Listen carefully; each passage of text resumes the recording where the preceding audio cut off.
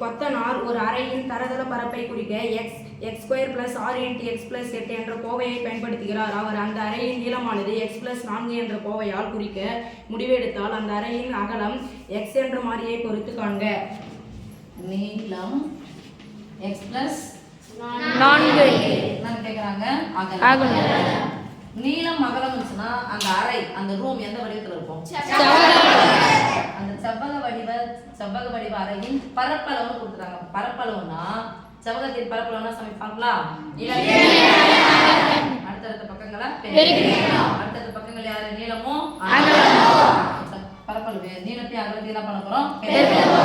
போட்டுக்கிட்டா நீளம்னாது X plus 4 அகலம் எனக்கு தெரியாது. என்ன படி கோவை? இருபடி கோவை.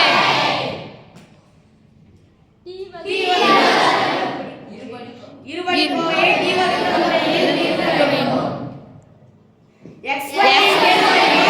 தனி உறுப்பையும் பெருக்க வேண்டும்.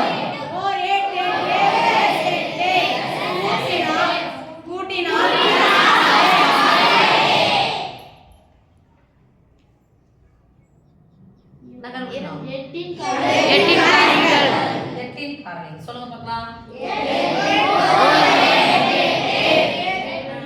4 2 என்ன பண்ண சொல்லியாச்சு? கூட்ட சொல்லியாச்சு. 1 8 கூட்டினா 9 9 இல்ல 2 4 கூட்டினா 6.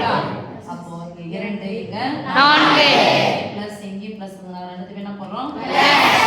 முன்னாடி ஒரே ஒரு x ஸ்கொயர் தான் இருக்கு. என்ன பண்றோம்? ஒரு x x பிளஸ் 4 நீளம் கொடுத்தாங்க. பகலம் என்ன வரும் சாமி? x plus 2 into x plus 2 பகலம் x plus 2 பகலம் x plus